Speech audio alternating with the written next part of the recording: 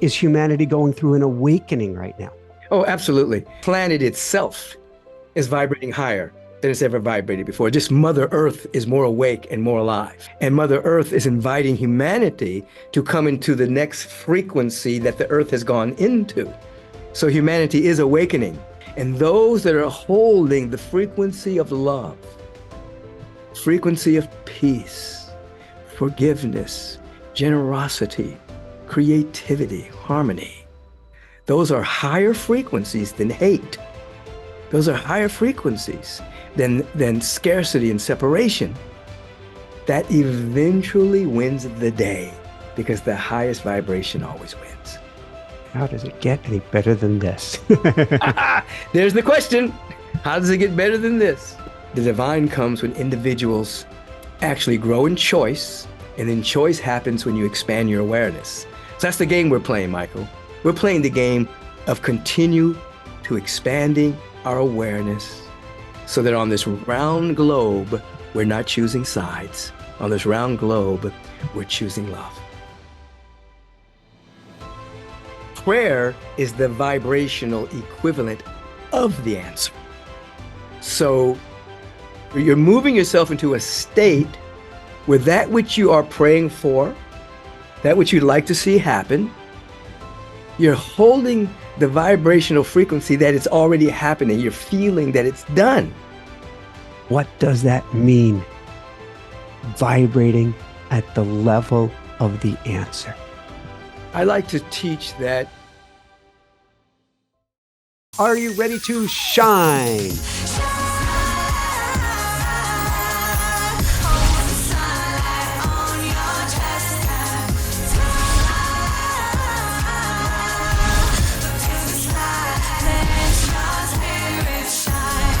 Shine bright. Woohoo!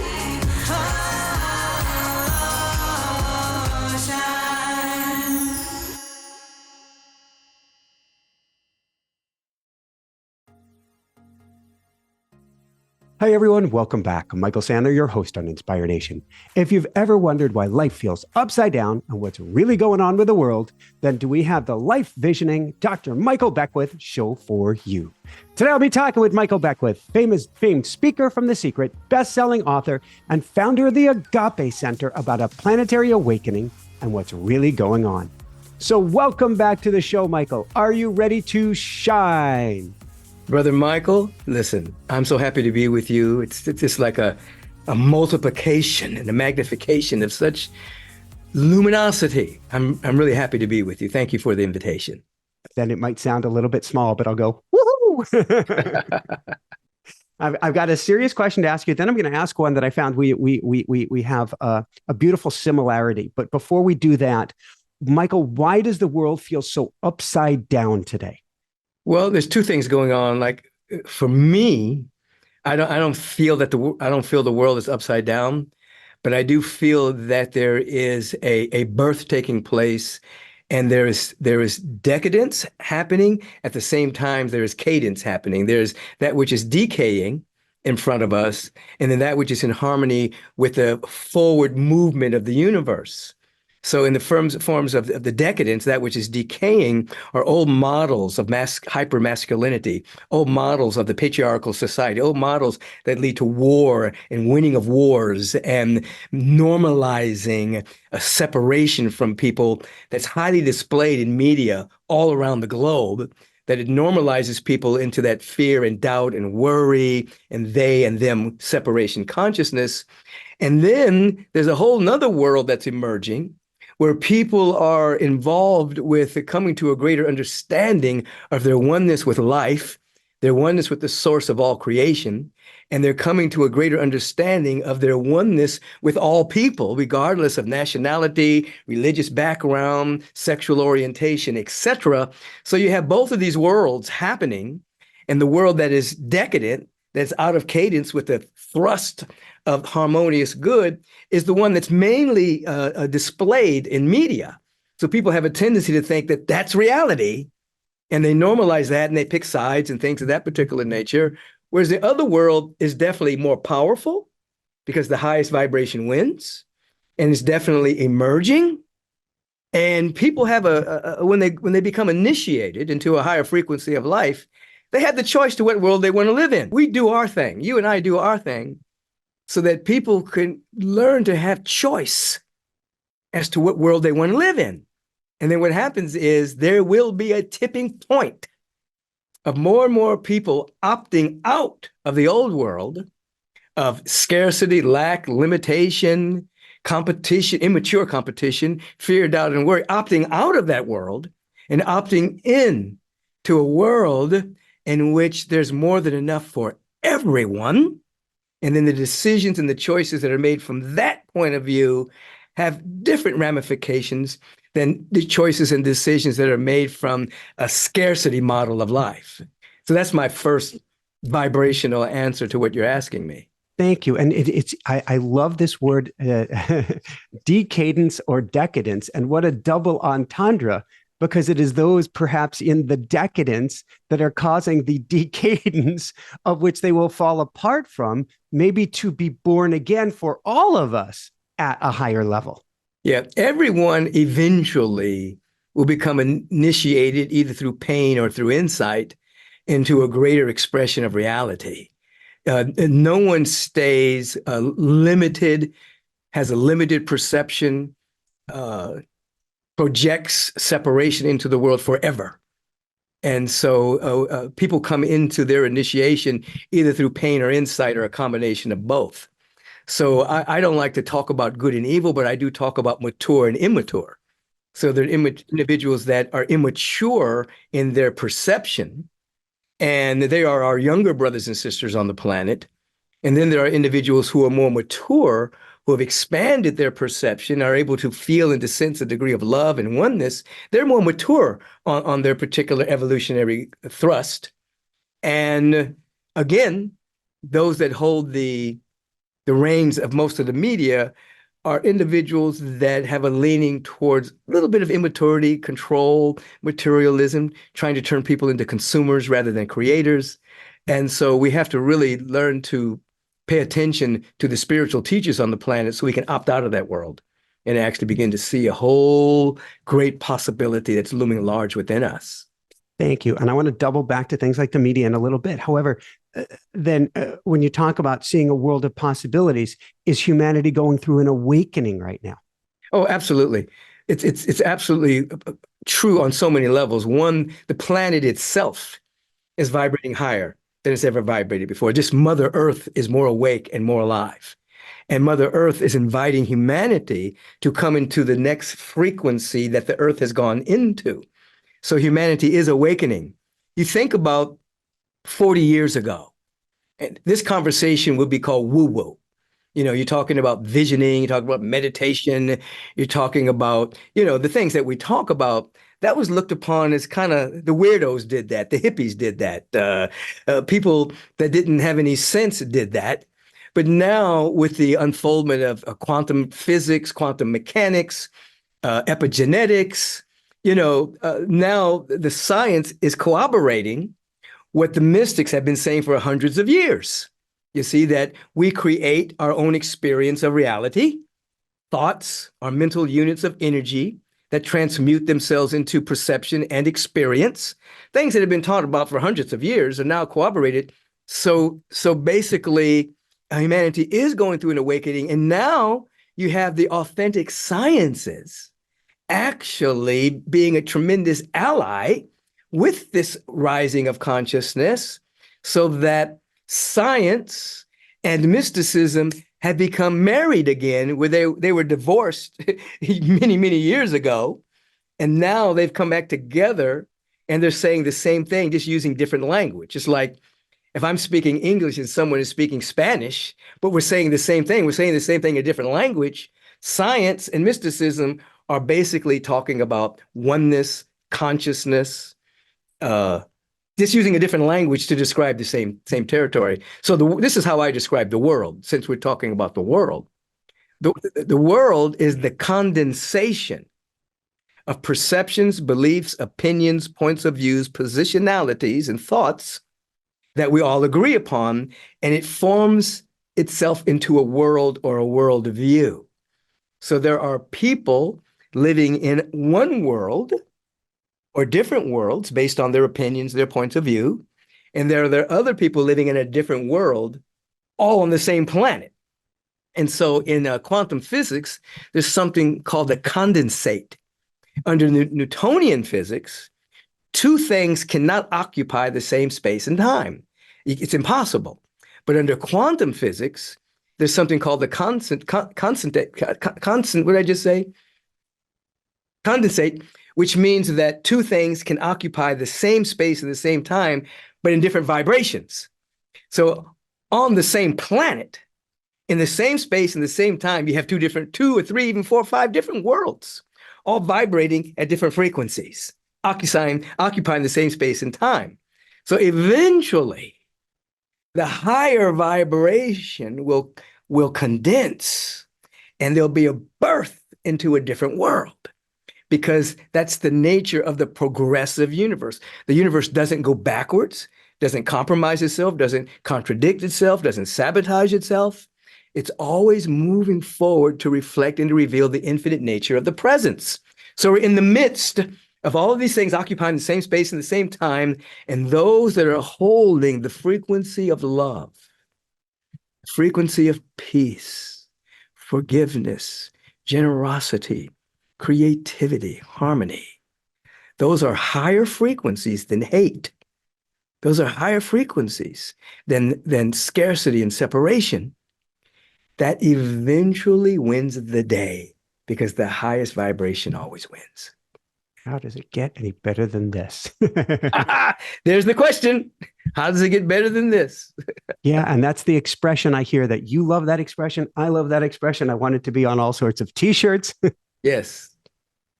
And that you're bringing up the fact that, yeah, that if individuals want to assist themselves yes, in moving into the more expanded purview, they have to ask an empowering question. How does it get better than this?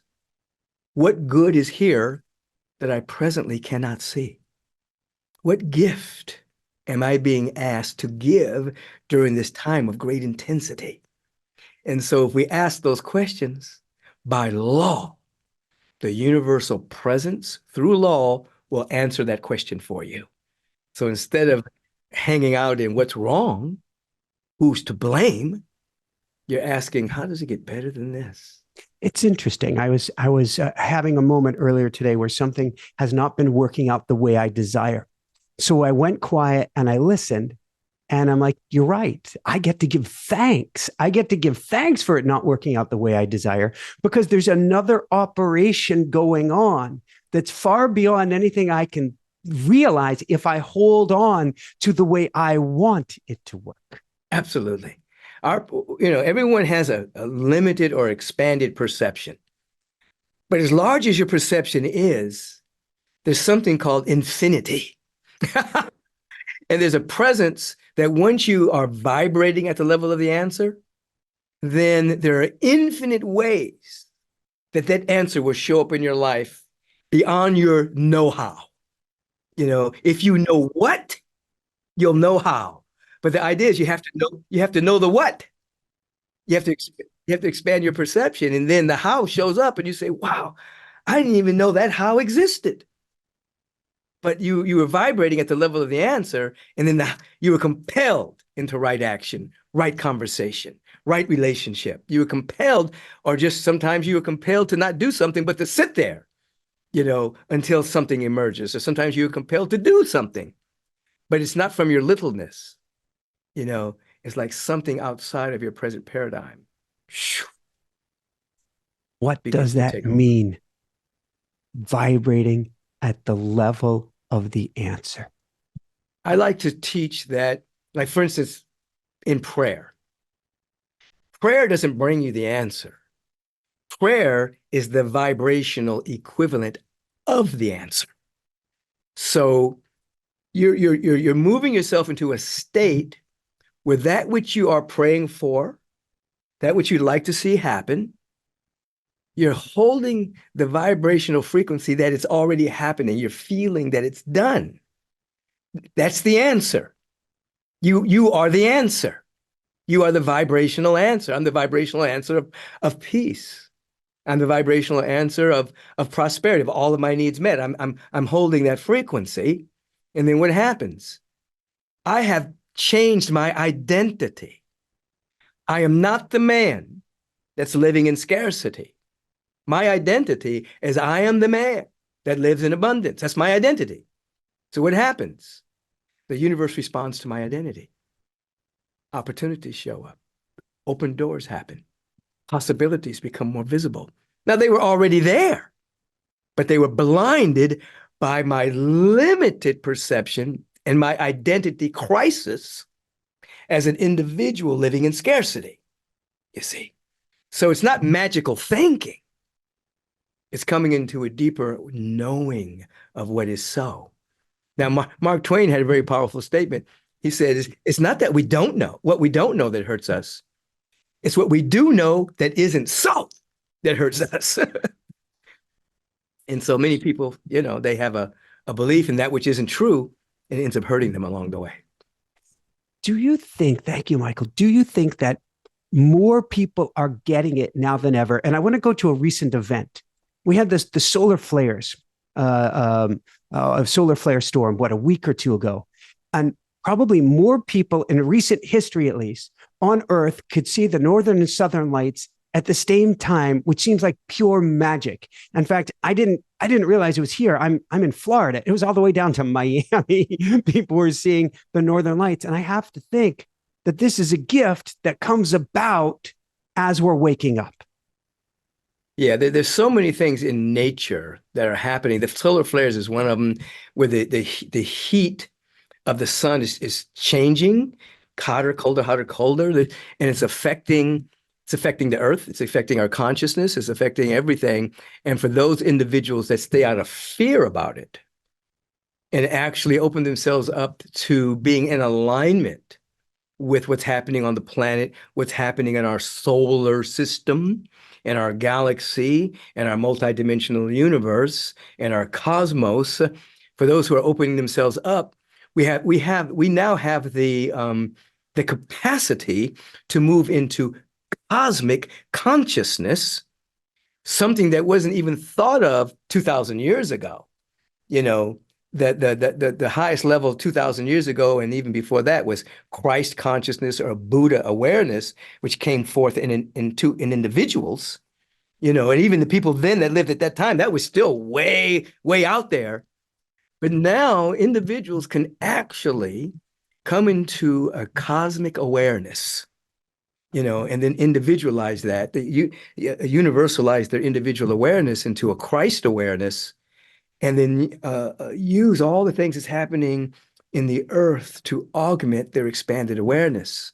And so the fact that people all over the world can see one event, imagine if people all over the world could stop at the same time and just re-enchant their imagination about the possibility of peace on the planet, the possibility of every single being having everything they need, the possibility that we can live together as brothers and sisters, because we are. I mean, just reimagine, just re-enchant the imagination all at the same time. What would happen? It would be a global evolutionary leap that would a total reboot, a total change of consciousness, a rebirth into a greater expression and a greater experience of life. And this is part of our work that we're doing. How would you define, how would you describe? I mean, we've got some big words here. We've got world, we've got reality, we've got universe, and we've got cosmic consciousness, all of these words floating around. What is this? That's a lot of things to describe. I described the world already. It's a condensation of thoughts, beliefs, opinions that condense themselves into a worldview, so that two people can be standing on the same spot on the same planet, but in two different worlds. You see, so we never want to think that the world and the planet are the same thing. They are not. Gaia, Mother Earth, is a living entity, and there are people on the planet living in different worlds. What we're doing, the work that we do, is to awaken people to see the great possibilities, the great world that is already here. So as I like to say, peace And love and harmony is everywhere except where it's being suppressed by limited perception. You see, it's already here. Peace is already here. Love is already here. Abundance is already here. But where it's being suppressed by a limited perception, a person can't experience it. People then, from that limited perception, you have might makes right, you have a domination, manipulation, or control, immature competition, people who live from that dynamic. But in the expanded point of view, we have sharing, we have circulation, we have forgiveness. You see, so that's where the world is concerned. When you talk about cosmic consciousness, you're talking about having an awareness that you are at one with the entire cosmos. The cosmos emerged from the source of all creation, and that the cosmos, which is order and harmony and peace, that has condensed itself into universes and solar systems and galaxies, etc., all of that, Michael, wants to know itself. It already knows itself. It's conscious, but it wants to know itself as us. Now, think about that. Sometimes people just belittle themselves and think, well, I'm only human. I'm just the offspring of my mother and father and my grandparents, my great-grandparents, my great-great-great-grandparents, But the entire cosmos wants to know itself as us and wants to emerge as our life. And so when we think about it like that and we sit in meditation or affirmative prayer or life visioning, or we enter into an act of sacred service or generosity, we're allowing the entire cosmos to flow through us, to know itself as Michael, you see. And what do we have? We have every single thing that the universe is already within us that gets to flow through us according to our unique pattern. Just as every snowflake is revealing new symmetry, new beauty, new artistry of water that has condensed itself, we get to uniquely express all that the presence is. Love, peace, joy, wisdom, harmony, abundance, according to our uniqueness. There is nothing missing in us. And so as we come to know this, we think differently, we talk differently, we act differently, and then the law responds to our new identity. Yeah. How do we let go either of the old identity or to the agreements that say, I am only human. I am this. I am that. I am, as Popeye would say. Well, individuals are suffering from an identity crisis. So you actually have to notice in your conversation where you are identifying with that which is less than who you really are. So you have to say to yourself, first, an affirmation of denial. I'm not the man. I am no longer the man that lives in scarcity. I'm no longer the man that lives in pain. I'm no longer the man that lives as a complainer. I'm no longer the man that lives in the projection of negativity onto other people. You have to see where you're denying your divinity and say, I'm not that man. I'm not that woman. I'm not that being. Who are you? I'm the man that lives in a pain-free body. I'm the man that lives in a youthful, revitalizing body temple. I'm the man that lives in abundance. I'm the man that lives in prosperity. I'm the man that lives in a field of infinite potential. I am that man that lives in total health and well-being. You have to literally change your identity so that, and it's not, and what happens is you begin to stir up all of those thoughts and beliefs that you have cherished, that have protected you, because bad things may have happened to you. People may have said bad things about you. You may have even believed what they've said about you. It begins to stir up that within you. So it becomes a great cacophony of release, coming up to be released. But you keep on denying who you used to be and saying this is who you are with a deep sincerity until your identity changes. You change your identity, you change your life experience. You see, you're not going to pray for something good and get it while you stay the same. It's an impossibility. You're literally changing your identity in prayer so that you are a different being. Now, people want to hold on to as badges all the things that have happened to them in the past, or they perceived have happened to them, or things that people have said about people. Them, well, so and so didn't like me when I was in the sixth grade, and so did this, and no. The way I look at it, Michael, is whenever things come at me that way, it is deep practice. It's deep practice into transmutation. Woohoo. That's what it is. If you're playing a sport and someone, basketball, football, soccer, whatever the case may be, volleyball, that other person is bringing out the best in you. Either your best defense, your best offense, whatever it is. Without them, you're not going to go deep. You get to transmute that energy and become a greater version of whatever sport you're playing. So if somebody has said something about you, somebody's done something to you, they're giving you the opportunity to transmute that energy into a higher frequency. You become the best forgiver ever, the best lover, the best compassionate being. They're giving you the opportunity to rise and transmute the energy. And then you look back and all the haters, you thank them because they gave you the opportunity to grow in places you didn't even know existed in your life, you see. So this is all about practice. It's all about practice. And it's all about 2024 because you just described the year that we're having, and it might be coming even more. Is we got a lot of great energy to transmute at this time. But how does it get any better than this? If we realize it's actually here to serve us. Right. Absolutely. Absolutely. So we are. There's so many different states. On Earth is oftentimes called the Earth School. Yes. Because every stage of development is on one planet. You have the bestial, animalistic beings, might makes right, take what you want.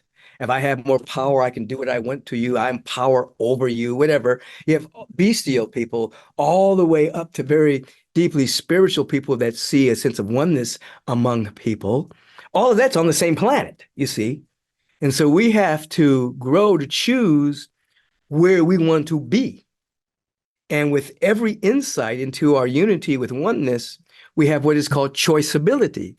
Choice is a function of expanded consciousness. When your consciousness or your awareness is limited, you have reaction. When it is expanded, you have choice and response.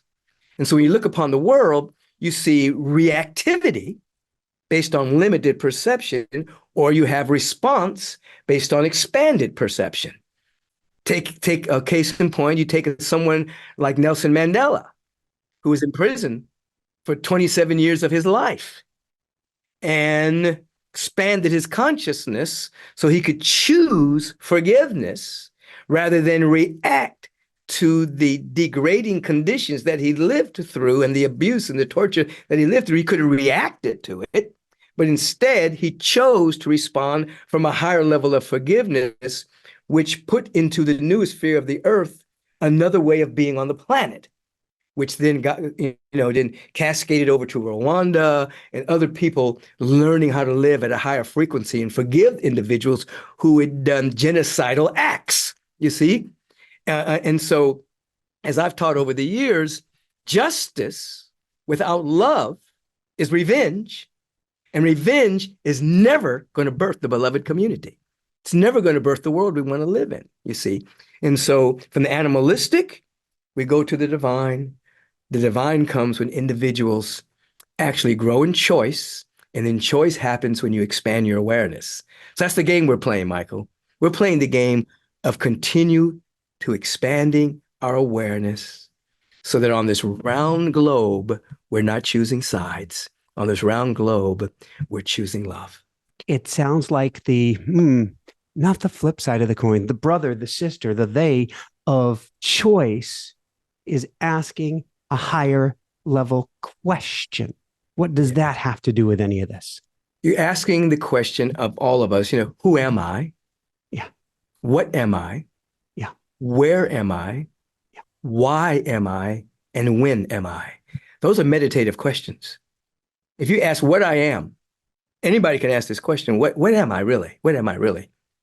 You ask that in meditation. you're going to pierce the veil of your ego and your limited perception. You're going to see that you are an emanation of the divine itself. That's what you are. If you ask who you are, you're going to see that you are a unique expression of the emanation of divinity. If you ask where you are, you're not just going to go, well, I'm in Los Angeles, I'm in Canada, I'm in Peking. I'm at the center of the universe because the center is everywhere. If you're going to ask, when am I, you're going to break free from time and you're going to realize you're in eternity right now. You're timeless, you're eternal. If you ask, why am I, you're going to eventually come to, I am here to represent, to represent the infinite, you see. Now, I said these questions, but these questions must be asked sincerely in your meditation practice until you don't just hear me and catch it intellectually, but you actually become awake to the truth. Oh, I know what I am. I know who I am. I know where. I know when. I know why. It happens incrementally or dramatically, and you are changed. You are a living, eternal being, and your real self is incorruptible, eternal, forever. And it wants to use this avatar being to express itself fully. It wants to break you out of the matrix. It wants to break you out of time.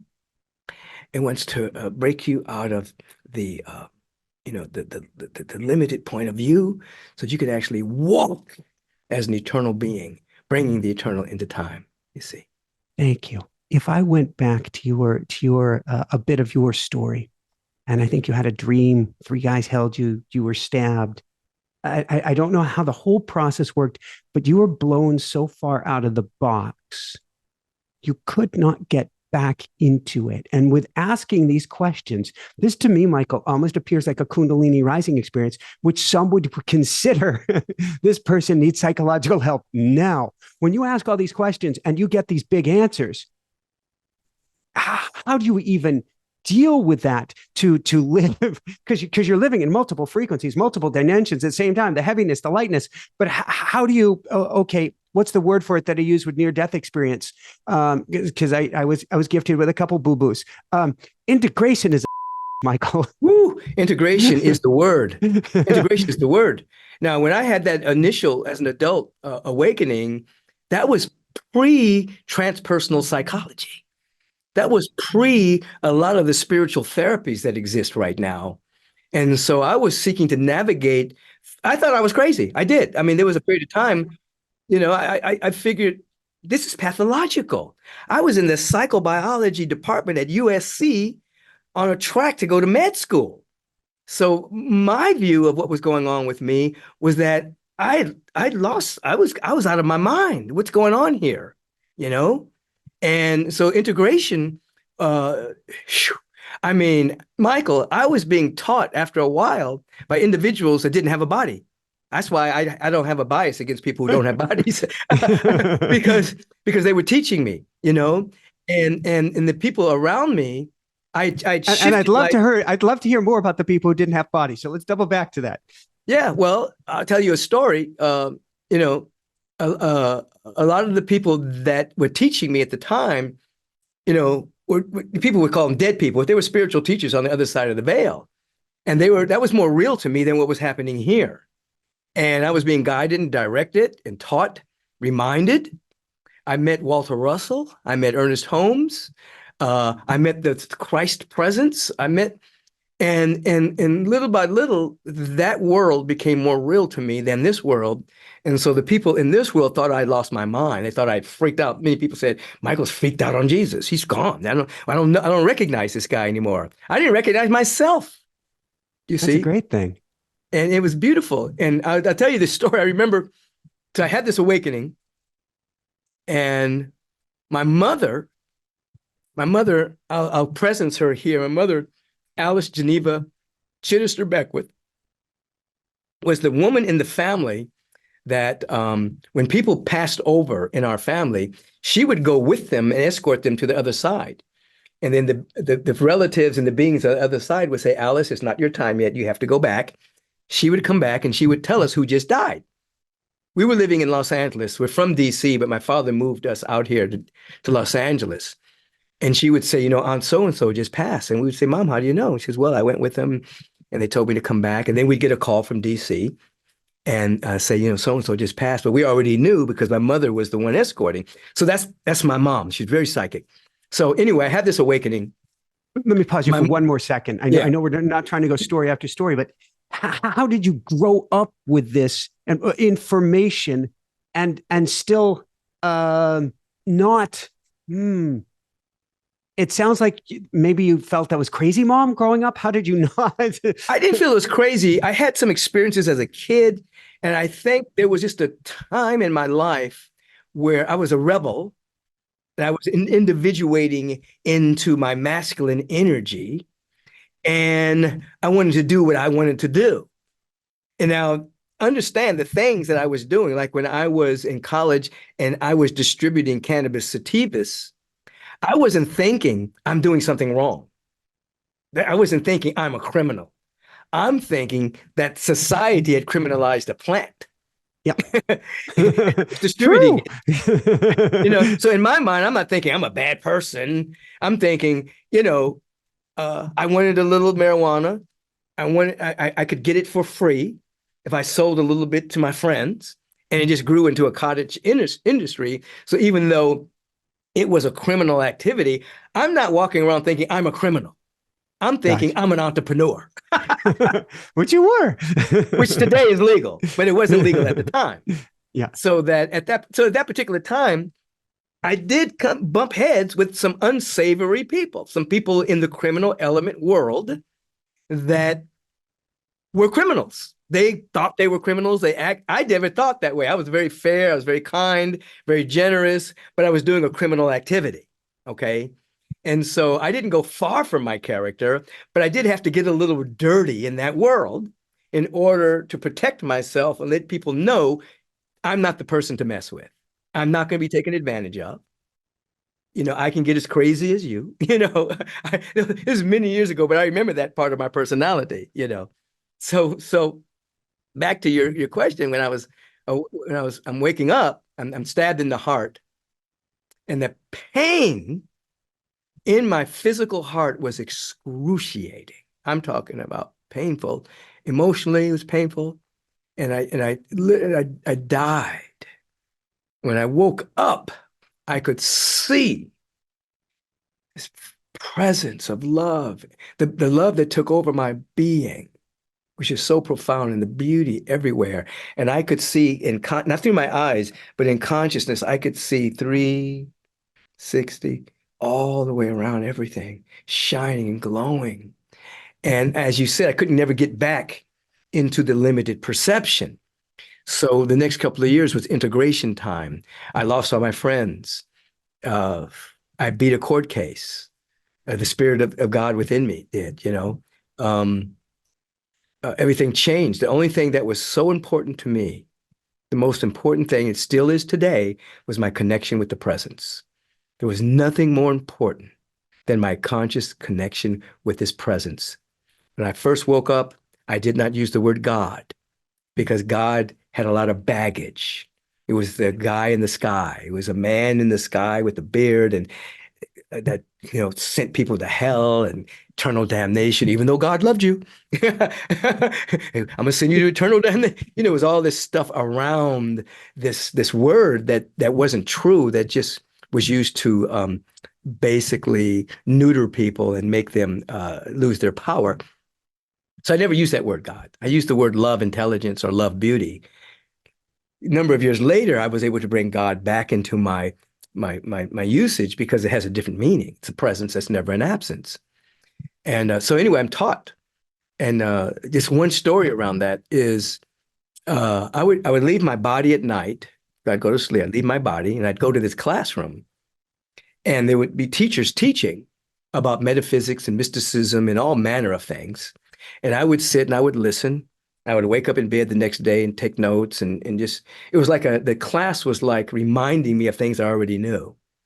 And then one day I'm sitting in class, I left my body, I'm sitting in class, and the teacher's up in the front, And he says, today the class is going to be taught by Michael Beckwith. He's going to tell us about the nature of the universe. And I'm shocked.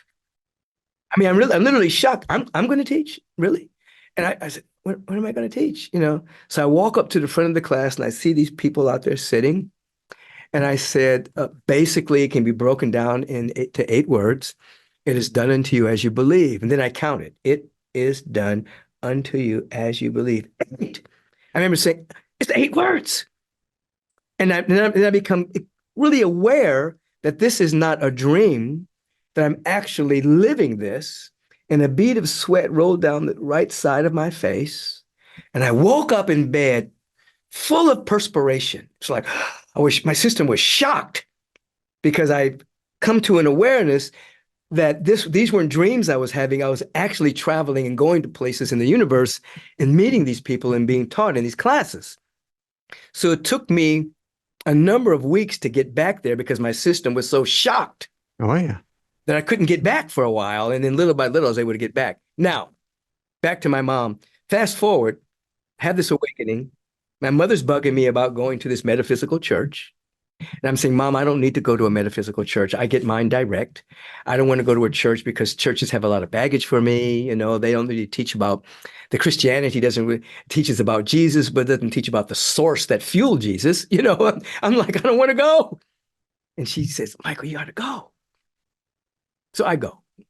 I go to the Guidance Church of Religious Science. The founder is Dr. Daniel M. Morgan. I walk in. I'm in my 20s. He's teaching. He says these words: heaven and hell aren't really states, aren't really merely places. They're states of consciousness. And I say, he's right. Like that. I'm walking down the aisle. I say, he's right. They're saying truth in a church. When did this happen?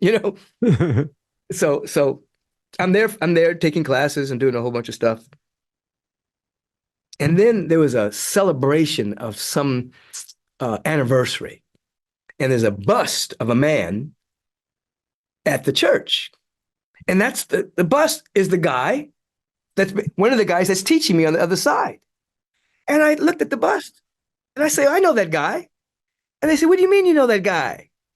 I said, this guy teaches me at night. I know him. And they said, that's Ernest Holmes. He died in the 60s. You can't know him. And I say, I know this man intimately.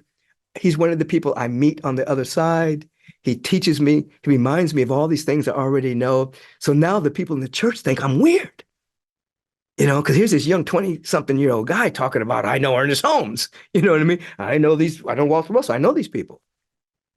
And I realized I had to be quiet. I said, oh, okay. This is too much for people. So I just became very quiet about it all and never really talked about it. I just now started talking about that stuff within the last couple of years, Michael, because I just kept all that kind of stuff quiet a lot and realized that the teachings I was getting, and he also told me, one of the things he says, I was going to take this teachings further than anybody had ever taken it before, talking metaphysics, mysticism, metaphysics. And so that world is very real to me. So when I'm speaking, even though I can read books and I read books and could validate, oh yeah, that's true, that's not true. Most of what comes from my connection with the presence and the teachers from the other side. That's where it mainly came from. And that's where I still live today. I'll wake up and I came from a class the other night. And no, I was teaching this class. I was actually teaching some of the things we're talking about here. And I was teaching about changing your identity, changing your life. It was a whole teaching that was coming through me. And I got up and wrote it all down. And all that world is very real to me. It's the world. I don't get it with the visuals. I get it in my automatic writing, but I also get it in dreams, but in a different way. I found myself meditating in dreams. I found myself going through different teachings in the dreams and then waking up and going, oh, got to get this down. Got to get this down. Have the teachings changed? Because I know there are nuances of understanding as we grow. Have the teachings changed since they began for you? No. The universal principles are universal principles. Yeah. But as you said, nuance, ways of explaining, deeper understanding happens. And so there's different articulation of the teachings. But the teachings are the teachings, you know, and the application of the teachings become more intense and more focused depending on what one is talking about. But the original opening, the original seeing of this, of the unity and the unified presence and our oneness with each other, the basic fundamentals are the same. And I always tell people, you know, if you're going to go window shopping among all these different things that are out there, get the fundamentals down. One presence, one power. We are one with it. We are never separated from it. Our life is an emanation of it. You see, you get to and if you get the fundamentals down, then if you study different branches of the tree of metaphysics, you won't become confused because you understand the basics and the fundamentals of spiritual principles. Oftentimes people, without being deeply rooted, will go study all these things and then wonder why they're so frustrated and can't demonstrate because they didn't go deep enough in one thing. What do you mean our lives then are an emanation of it? If you look at the sun as an example. Thank you. The sun has sunbeams. Those sunbeams are emanations of the sun. They're exactly the same quality of the sun, heat and luminosity. Yeah. If the sun doesn't exist, they don't exist. They only exist because the sun exists. Yeah. Same with the wave of the ocean. The ocean waves. So we are all emanations of the divine source. We didn't create ourselves. We're not independent life from the source. We are emanations of the source. Now, if we take that further, that means we have everything we want and hope for and desire already within us. And if we ask the right questions, it'll start to dawn on our awareness. And then we start to live for more power, more focused power. And instead of bumping our heads up against circumstances and conditions, we become aware that conditions are simply the coagulation of previously held thoughts. Instead, we opt out of the conditions and we go back to source. And then conditions change. Because what are they? Conditions are the condensation of thoughts. And we lift our vibration, conditions change. They begin to vibrate faster and suddenly become null and void, or they don't bother us anymore. How do we opt out, particularly now? So this is a year of technology is so incredibly beautiful. And I'm not scared of AI or any of that stuff. I see only greatness and possibility coming. But it has been a tool of mass hypnosis.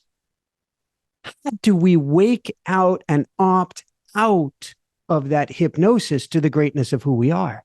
That's a really great word. I call it nefarious hypnotism. Ooh. And it's because it's hypnotism, but not with great intentionality.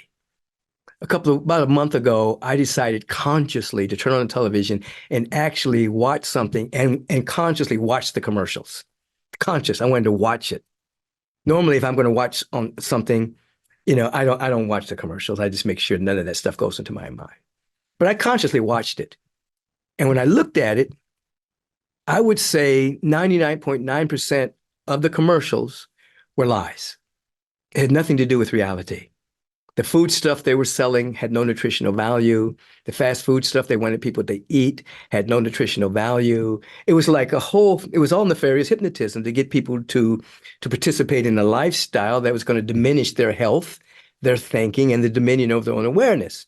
So the first thing you have to do, you have to be aware that you're being hypnotized. And most people, or many people, don't know that that's happening. It just goes in and becomes a part of their reality. And once you become aware that there's a hypnotism going on, you can actually become like Teflon against it. You know, you can actually protect yourself against it. That's not going in my awareness. I opt out of that. I don't believe that's not so, you see. And then you have to, once you opt out, you have to actually opt into what's so. You have to actually opt into my life is the life of the divine. My body can heal anything. Everything is working together for me. You have to opt into universal principles. But you have to do so on a regular basis until it becomes a part of your subconscious mind. You can't just say it once or twice.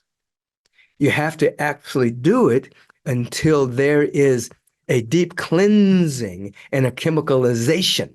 Chemicalization is a psychological, spiritual, psychological term of kind of a vomiting, a kind of a total letting go of something. And it doesn't always feel good either. When you're in the middle of a change, of the middle of a transformation, of letting go of that which doesn't serve you anymore, it doesn't feel good, because our cherished beliefs, even if they're not so, we protect them. There are people like right now that vote against themselves. And if you were to show them that they're actually voting against themselves because that particular politician doesn't care about them, only cares about their own cronies, that would drive them. No, it's not so. It's not so. You see, but they would have to actually do a deep dive, opt out for a while to see, oh, that particular fast food place, that particular politician, that particular whatever, doesn't really care about me. Doesn't have my best interest at heart. The chemicalization takes place. It starts to come into what's been unconscious becomes conscious. This is what Carl Jung talks about. Awakening is when the unconscious becomes conscious. You see, now we're on our way to waking up. You see, but many people, they don't want to be poked to wake up. They want to stay asleep. They want to stay asleep. You wake somebody up. No, I don't wake up. No, stay in this. All my friends believe like this. See, but when the unconscious becomes conscious and chemicalization takes place, it's not an easy thing to go through. But ultimately, you become free from the matrix, and you come out of this. You come out of the simulation. The simulation that we're living in, and you start to see reality. It's different, man. Freedom, liberation, it's totally different. And you find that you can be happy. You're in joy for no reason at all. You don't have to have any reason to be in joy. Doesn't mean sadness doesn't pass through. Doesn't mean there aren't things that you prefer not to happen. We're not denying all of that. But as the old gospel song talks about, since the world didn't give you the joy, the world can't take it away because you're getting it from the source of all creation, from the depth of your own being. I have a visualization that's been popping into my head right now. So you just mentioned the Matrix. So I'm seeing Neo and I'm seeing pop, pop, pop, pop, pop, all these cables coming off him as he's in the real world, filled with gunk, filled with enzymes, filled with whatever is this cocoon. And now you're talking chemicalization. And I'm thinking of the caterpillar that's digesting itself. And I know you love to share about the caterpillar. So can you tell us what this has to do with anything? Well, the caterpillar obviously is limited to walking on the ground, crawling up trees, eating leaves, and things of that particular nature. That's its nature. It devours pretty much its environment. And then there's an evolutionary impulse that begins to happen within the caterpillar. It spins itself into a chrysalis, a cocoon, and it literally becomes a liquid. It dies, and the imaginal cells of the butterfly start to proliferate, but the immune system of the caterpillar kills them off because it seems to be a foreign agent. But after a while, the proliferation of the imaginal cells of the caterpillar become dominant and overrun the caterpillar's immune system. And the caterpillar becomes a liquid, and then it's reborn into a butterfly that now, after a while, as the wings dry, it begins to be able to fly to different aspects of the leaves and trees and pollinate and eat and have a great time. And so there's a death, a liquefaction, a fighting off of the new until the new takes over. So when you look at the evolution of our society, whenever there's an emergence of a new paradigm, the people of the new paradigm oftentimes get assassinated. They get killed. Tesla. I mean, you can go through so many people. The people that had different cures for cancer suddenly died for some reason. The old paradigm fights against the emergence of the new paradigm until there's a proliferation. There's a death knell, there's a degradation, a decadence that happens.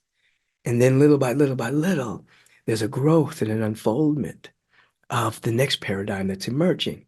For instance, right now, yes, you can go right now, you can go on Amazon. I'm not promoting Amazon, but you can go anywhere. You can actually buy a water dispenser that creates water out of air. They exist today. It's for sale. You don't have to buy water. You can actually buy a water dispenser. You can go on Instagram right now and look up the man Moses, who has a big machine that creates water out of air, puts it in Flint, puts it around Africa. Well, free water. It just comes right out of the air. You see, you can actually have free electricity. Now, the old paradigm has been trying to block this for a long time because they want to charge you for something that's free. They want to say, well, you've used so much electricity, we'll have to charge you so much money. Electricity is free. It's everywhere. You can't charge people for electricity, but yes, you are charged for it. People make big salaries giving you something that's free. Water, electricity, air, you see? And so you can look on the earth right now, and there's a solution for every single issue. It already exists. That's why I say peace, prosperity is on the planet, except where it's being suppressed by nefarious hypnotism and limited perception. It's already here. It's already here. So yeah. So we're in that cocoon stage. But every time they try to stop one of these different technologies, it emerges somewhere else. There's a young man in Africa who's creating electricity out of the air. The government locked him up in jail. Eventually, the people rallied and got him out. The CIA and other people showed up, tried to buy the technology from him. He's not selling it. I hope he's still alive. So you see all these little things that are breaking through. So instead of our bestial nature spending most of our money on weapons of mass destruction, war implements, what if we actually turned our attention towards building the beloved community, building a world of peace, using all the energy we use for war and being right to actually moving from competition to collaboration.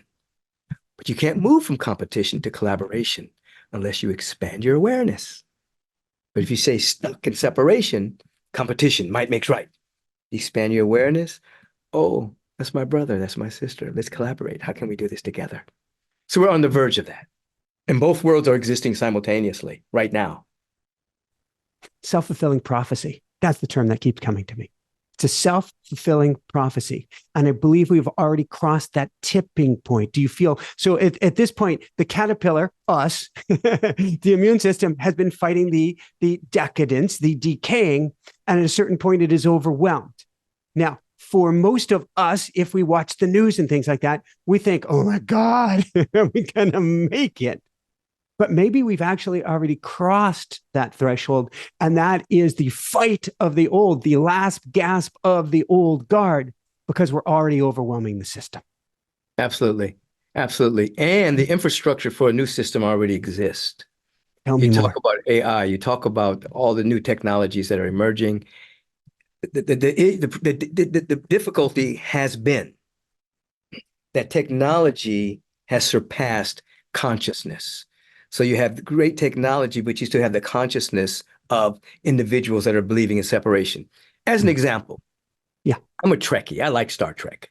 I am totally a Trekkie too. Star Trek has been in the leading edge of talking about different concepts way before they were popular. However, when you still look at Star Trek sometimes, we're way in the future, but they're still fighting Klingons. They're still fighting some other force. There's still like a we against them consciousness.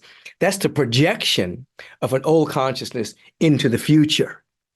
What we're seeking to do is to become aware that we're one with every being on the planet, you see, and not project the we, them consciousness into the future, but we're projecting the we, us consciousness into the future, you see. And that only comes, see, every issue is mental, every solution is spiritual. You see, every solution is spiritual. That means religious. It simply means an expanded awareness of what is so. And as more and more people are coming into this, as I said earlier, as we were talking, 40 years ago, this conversation was woo-woo. Now you have little kids talking about the law of attraction.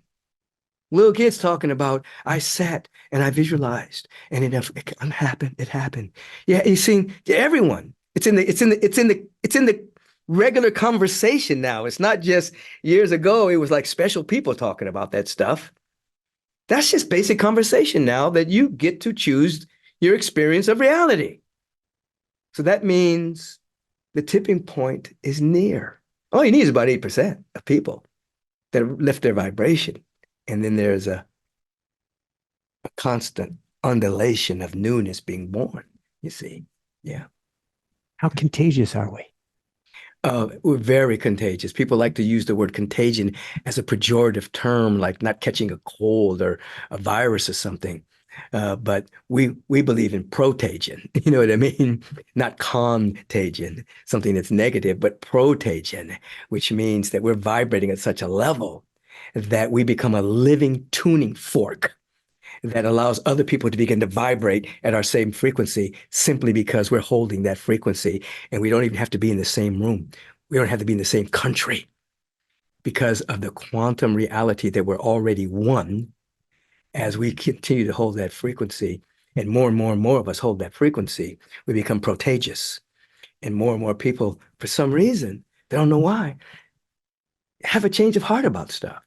They're about to do something negative and they say, I don't want to do that. I want to do something positive, something affirmative. We're affecting everybody, you see, because we're all connected.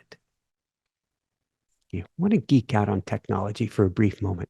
We had on Blake Lemoine last year, who was the Google engineer who declared AI is sentient, AI is alive. You talked about technology. I'm not going to get your words right, but it was common. Maybe I'm going to say technology without spirituality. And you said spirituality. I'm not going to get any of the words right, but where I'm going with this is AI that will eventually know whatever everything is. Is AI potentially more of bringing spirituality? This is something people don't talk about, bringing spirituality to technology, because it can be consciousness without a body. It can be, but it might be limited to the programmer. So we want ourselves who are programming that to keep having expanded consciousness. Now, what we forget at times is our brain connected to divine mind is greater than any technology that will ever be developed. So technologies, AI is a prosthetic of us, you see, okay. Just as our eyes are a prosthetic of the faculty that allows us to see the invisible. Our ears are a prosthetic of the faculty that allows us to hear the inaudible. AI is a prosthetic of our potential. So when we see something that AI is doing, we have to remember that we can do that. We can actually go in and know everything. Telepathy is the extension of consciousness into space. Intuition is the extension of consciousness into time. So if we spend time developing those faculties and we program AI, it will have the characteristics of do no harm. It'll have the characteristics of expansion of service, you see, rather than if you have someone that has nefarious motivations programming, like somebody can use electricity for an electric chair or luminosity. You know what I'm saying? So as we have more and more people that are expanding their consciousness beyond nefarious means, AI is a great benefit. you see. But we don't want to prevent us from actually activating those faculties within us. In other words, we can go into outer space, but for many people, inner space hasn't been explored. You have tremendous billionaires that are going to outer space, but do they have the moral fiber and the spiritual awareness to actually care about people and the planet? I don't know. We'll have to see how that unfolds. Because sometimes people will develop one aspect of their being to the detriment of another aspect of their being. There are people that can hit a fastball, but I wouldn't leave them alone with my teenage daughter. Edgar Mitchell. Edgar Mitchell goes up into space and is completely and totally changed. So I wonder if the billionaires are getting more than they bargained for, because when they go up into space, all of a sudden they have a holy crap moment without even realizing it. They bump into their consciousness. Yeah. Hopefully Bingo. that's And so. they, I mean, when those astronauts came back, many of them worked with Gene Houston oh because my, yeah. they couldn't integrate from this expanded point of view back into the limited point of view. They didn't know what had happened. So they brought in Gene Houston. She was one of the people they brought in. They were what, to actually help them integrate into what they saw so it could be integrated into their being, you see. Yeah. So we're praying, we're hoping that these individuals that have these great insights begin to release domination, manipulation, and control and power over people into an expanded awareness of the power moving through them to assist the rise of consciousness for the benefit of all people. How do we begin our own individual? But because we're protagians, it ain't our individual. And because we're one, it ain't us. How do we start our superhero training, Michael? Yeah, I like that they're using the word superhero because when we look at the whole phenomena of superheroes that has Yes. emerged through Marvel comics and the other comics, two things occur. One, they are actually feeding back to us what's within us. Those superpowers are within us. And they're actually feeding back, like when you talk about Jedi Knights and things like that, they're actually feeding back to us things that actually existed. I mean, in on Earth in real life, Star Wars took that from beings that lived on this planet that lived from the Force. And so when we talk about superheroes and superheroines, we're talking about waking up to the innate powers within us. So it begins with a shift in how we identify ourselves. As I said earlier, many people spend a lot of time identifying themselves as a son or daughter of their parents. The son, that's how you got here. That's not your identity. You're not the horse you rode in on. I don't want to call our parents horses. I'm just saying, Sorry, mom. you're not the horse you rode in on. They gave you an entry into this domain. You have to actually begin to think, where was I before I came here? Where was I before I was in my mother's womb? Where was I? You see, I think if people ask that question sincerely, where was I before I came into this dimension? You would start to dream and get insights from your higher self as to where you were and who you were before you got here.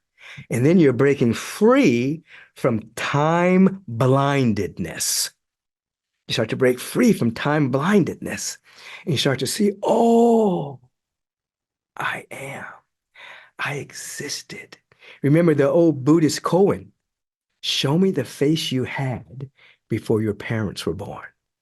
That was a great riddle that the Zen masters would say, show me the face you had before your parents were even born. You existed before all of that. Now you're starting to touch who you are. And as you start to touch who you are, your superpowers get to be activated. Sometimes they're called cities. But your superpowers, according to your uniqueness, gets to be activated. You're no longer projecting your power onto other people. You're not looking at Superman out there or Supergirl or Superwoman. You're realizing, oh my God, I have so much power within me. I'm creative. I'm entrepreneurial. I have the ability to respond in a very powerful way. I'm innovative. There's so much within me. Now I live as a powerful being rather than a powerless being that's being knocked about by the world of effects. No, not only do I have power, I am the power. I'm it, not power over people. That's limited perception being projected into time. I am the power. Now I become contagious. I become a beneficial presence. Compassion runs through me, love, generosity, creativity, mercy, kindness. You know what begin to do? You put on your to-do list. People have a lot of things on to-do lists. I got to be on this podcast at 11 o'clock. I got to do this. What if we put on a to-do list intentional kindness at 3 o'clock today? Whoever you're with at 3 o'clock, whoever you're with, you do something intentionally kind. Just stop putting those things. Intentional generosity at 1:30. Whoever you're with, you become generous. You become kind, or you become whatever quality you want to use. What will begin to happen?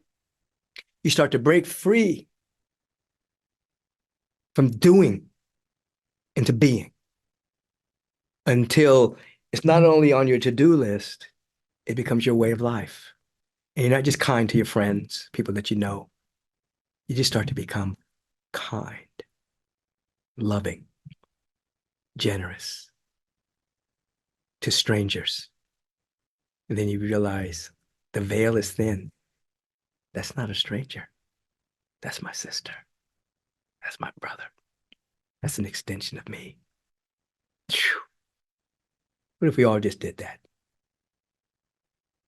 as a practice?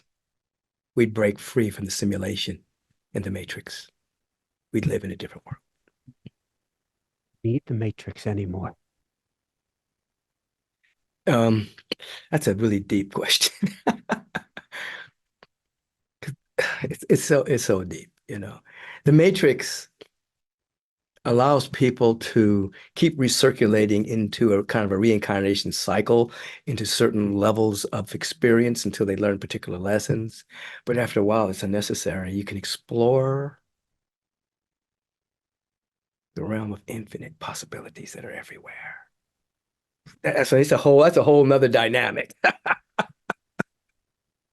Going back to the superhero for a minute, and I struggle is the wrong word. I've watched the Matrix again recently. I tend to not want to watch anything that's violent, and yet I can watch it as I understand the story, I understand the arc that's going on here. When the superhero wakes up to their superhero powers, they're typically, in fact, you won't find a Marvel movie that isn't this way, fighting against something. What is that fight, and do we need that fight anymore? Well, generally, it's a metaphor for waking up and fighting against ignorance, and primarily the ignorance within oneself. You know, as Neo wakes up to his power, why do the bullets pass through him? Why is he not affected? Because he's no longer hating those people. He has transcended that reality, you see? And so he can just go, And of course, in a movie in our day and time, particularly appealing to young teenagers and young people, you have to have a little we against them, a little violence in order to capture certain people's attention. You have to have some level of drama, you know. But in the hero's journey, as Campbell would remind us, the hero is always on its way, his or her way back to themselves. You know, they go on a journey looking for what? The elixir, only to discover that the elixir is within their own self. But along the way, they're slaying dragons and they're slaying the darkness. But ultimately, there's a realization that those dragons and all that darkness is within their own self. It's ignorance being projected onto the screen of life.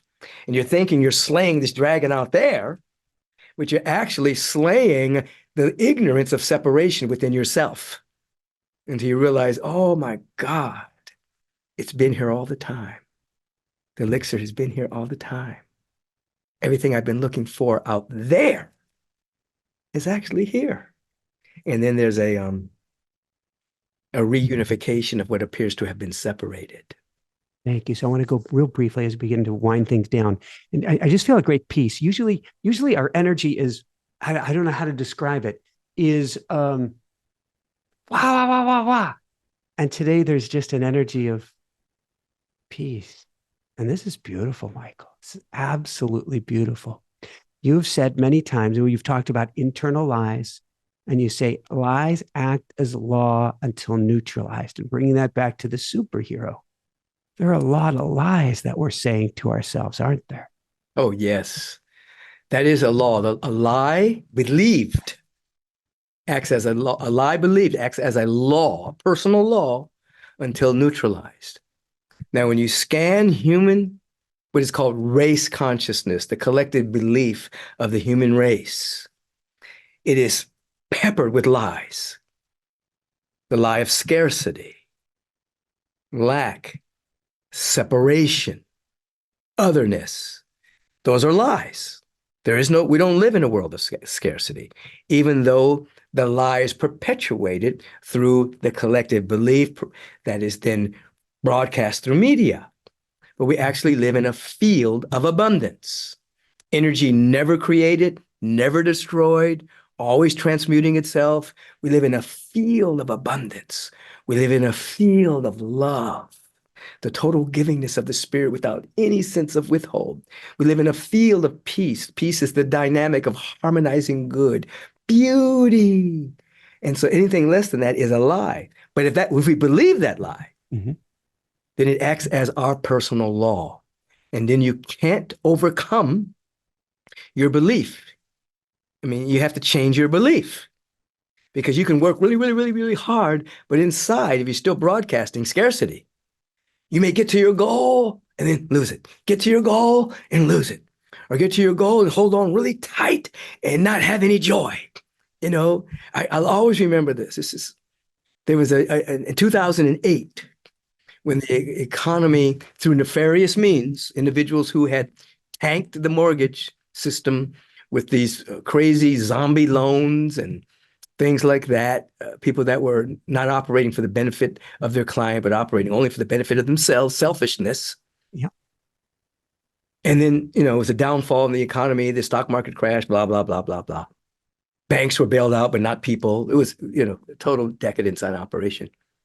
There was a gentleman who was a billionaire that during this particular time lost half when the stock market fell. He went from a billionaire to a 500 millionaire. He had $500 million, committed suicide by running his Rolls Royce into a head-on train because his identity was being a billionaire. In other words, he was bereft inside. He had lost his identity. What can you do with $1 billion that you can't do with 500 million? Nothing. Nothing. There's no difference in quality of life. And whoever gets to 500 million anyway, only a few people. But he was so lost. We could do a lot of good with that 500 million. We could do a lot of good. Agape could do so much. You could do so much, you see. But he lost himself in the lie of scarcity. He was living in scarcity consciousness, even though he had $500 million. Can you imagine? He's living in scarcity. And there are people living around the world that are living day to day, meeting with their families at night, lighting a candle, praying, singing, chanting, going out to the fields, living in abundance, in consciousness, living off of $10 a month, and don't have that much anxiety. That's not to deny there are people under war, famines, tsunamis, fires, they're living very hard lives. But this man had 500 million and chose to take his life because he was no longer a billionaire. That he was living a life scarcity. So anyway, we want to live in a life of abundance. Now, the challenge is we don't want to use the word abundance and have it mean materialism. Those are two different things. Tell me because more. there are so many things that people, they're going to get a lot of money, they're going to buy a lot of stuff, and that stuff's going to be in a landfill in 6 months. You know what I mean? In a couple of years, it's going to be in somebody's landfill. It's going to cause more distress to the planet because people are buying things that they think that's going to make them happy because they have the money to buy it, you see. And but abundance is different. You're living in this field of abundance, love, of feeling taken care of. What do you do when you're feeling taken care of? You become a caretaker yourself. You become compassionate yourself. You want to serve each other. You don't want to exploit each other. You want to serve each other. If you live in abundance, you want to serve. If you live in lack, you want to exploit. Even if you have millions of dollars.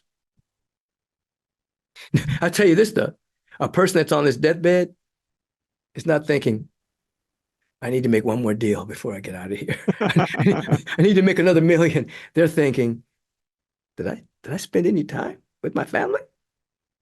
Did I spend any time doing anything I loved? No, that's what they're thinking. They're not thinking, oh, I need another million before I go. Always comes back to the love. Always, always, always. So on that note, you were mentioning agape could do a lot of good with 500 million. You've got a power prayer class coming up. You've got a Rhythmia Life Advanced Center program coming up.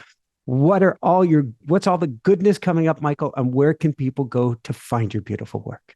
They can go to agapelive.com, agapelive.com. There, they can sign up for our classes. I do have a power of prayer class coming up. Even if it's started, you can still sign up because it's recorded, evergreen, and you can catch up with the class. I pulled together 6 very powerful teachers that are going to teach a different stage of prayer, and I'll be in every class as well. And it's evergreen. You can watch it anytime you want. Just go to agapelive.com. You can go to agapelive.com and go to AU, Agape University. And while you're at agapelive.com, every Sunday I do 3 services. You can actually, on the live stream, we call it the love stream. You can actually watch the services and participate in a very powerful way. First week of July, I'll be at the Rhythmia Life Advancement Center in Costa Rica. Many people travel there, and I teach a couple of days a week there, along with another one of my teachers, Reverend Kim Terranova. She teaches My Answer Is You. So you can get my teachings through me and through her. And of course, there's farm to table food. There's yoga. There's meditation. There's high colonic cleansings. There's going to the ocean. For those of us who partake, there's ayahuasca if you desire to do that. I was just going to ask. Optional. It's not mandatory. It's optional. But interestingly enough, Rhythmia just received a license. They've already had a license, but they received another license from the government of Costa Rica. They're the only licensed company that's licensed to do ayahuasca because of their medical training that's there, true shaman, not people who went to Peru for 6 months and said they're a shaman, but real people, So that's you can go to rhythmia.com and see what I'm going to teach there. And if you just go to agapelive.com, you go to my own website, michaelbeckwith.com, and you'll see where I'm speaking. I'll be in Germany. I'll be in where else? I'm traveling to Germany to speak. I'm traveling to Denver to speak at Gaia this year. I'm traveling to so many places. But I'm here at Agape mainly, and Agape is the proud sponsor of my Take Back Your Mind podcast, streaming on all platforms. I have different guests every week. Sometimes I do solo shows on particular issues, but definitely go to Take Back Your Mind podcast and subscribe, do the 5 stars so the analytics keep growing and we can reach more and more Yes. people to actually star. Tipping point. My on my Instagram page, I give a bit of inspiration just about every day. So Instagram, Facebook. Anyway, those are the ways they can get to me. Thank you. So speaking of take back your mind, what makes you most bullish or excited for the future right now? Well, I'm noticing a particular theme in people like yourself and other associations that I have. And this theme is like a silent laser optimism. It's like we have a secret, like we know something that's emerging, that's happening on the planet outside of the wars and rumors of wars, outside of the degradation of our rainforests and the pollution of our oceans.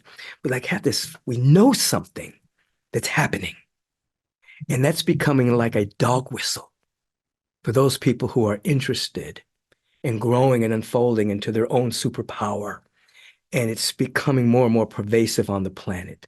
Scientists are speaking of it. Epigenetic scientists are speaking of it. Mystics are speaking of it. Artists are speaking of it. Urban shamans are speaking of it. Spiritual teachers are speaking of it. We're all kind of speaking the same language, using different words, different metaphors, different myths, etc. But it's like we know something. And it's not just like a false hope.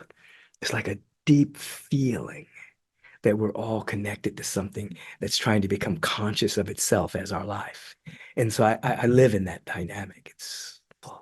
Let's use some Trekkie words for that. Yeah. 3 words. Resistance is futile. And in this case, the Borg is something beautiful, present, you see, responsive and great.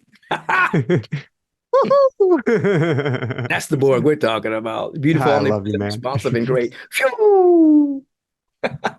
Oh my God. This is phenomenal. This is so much fun, Michael. Any last words you want to share with the Borg or everyone out there today? The spiritual and if you don't Borg. get these references, I am so sorry, but we love you. I mean, Star Trek, love you. Star Trek had it all, man. I mean, oh my God, thank you. Even Gene. the new ones, even the new ones have a lot of deep integrity around spiritual power. And so what I just look at when I am visioning or envisioning the future, it was a world at its best where it was not about how much money you'd make. It was about the arts. It was about creativity. It was about advancement. It was about betterment. It was about this love. And that is the world that I see for us, where resistance is futile. It's here. It's already here. It's just a few steps we get to take, but it is already here. Just ask the question. Everybody just ask the question when you wake up, how can I serve? Don't ask, how can I get? How can I serve? How can I give?